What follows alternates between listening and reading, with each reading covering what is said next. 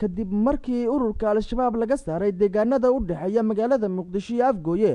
ayaa waxaa halkaasi si rasmi ah looga furay maxkamadda ciidamada qalabka sida ee dowladda Soomaaliya. furitaanka maxkamadda ciidamada qalabka sida ayaa waxay ka dambeysay kadib markii maanta deegaanada ceelasha biyaha iyo sidoo kale deegaanada Tareedisha iyo Siinka Dheer uu gaaray gudoomiyaha maxkamadda ciidamada qalabka sida ee dowladda Generaal Xasan Maxamed Xuseen Mungab.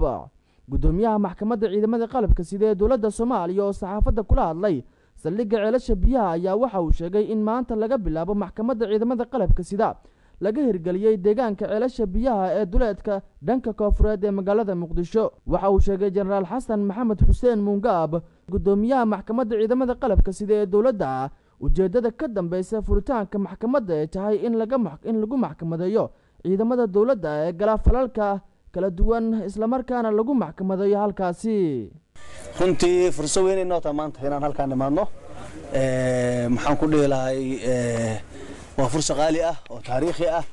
in maaragtay gobolka Shabeellada Hoose yani meel ugu muhiimsan yani maanta dowladda Soomaaliya gacanta ay ku dhigtay booliska Soomaaliyeed oo ka howlgalayo xoogga dalka Soomaaliyeed oo naga horeeyo maxkamadda ciidamada qalabka sida waa qayb kamid ah ciidamada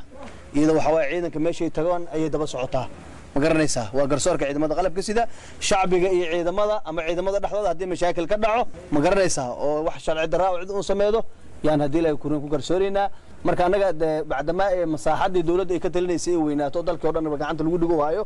waxaan ku qasbana marka inaan gobol walba dawladda tagtayna anaga xafiiska garsoorka ciidamada qalabka sida aan ka furno oo halkaas hal xeer ilaalin iyo hal garsoore iyo maxaan ku dheelay xubniga kaaliyaasha la shaqeeyay yani maxkamadda goobta ciidamada qalabka sida mar walba inaan keeno.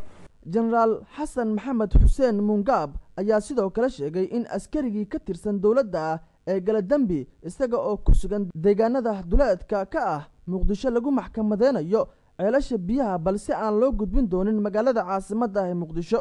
ugu dambeyntii ayuu waxa uu sheegay in dhammaan goobihii lagala wareegay ururka al-shabaab laga hirgelin doono maxkamadda ciidamada qalabka sida si halkaasi loogu maxkamadeeyo ciidanka dhibaateeya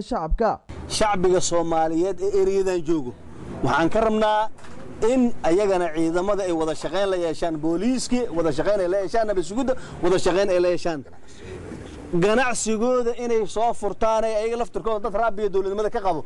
iyo ayna noqonin waa inaad timaadiin ganacsigiina aad furataan ceelasha way xirxiran yihiin in badan oo aragnay in ka soo qaybaha qaarna ay furan yihiin oo shacbiga ganacsan soo aragnay waxaan rabnaa inta maaragtay xirxiranna soo laabta booliiska yaa joogo shacbiga inuu la shaqeeyo loogu talagalo shacabka kamid ah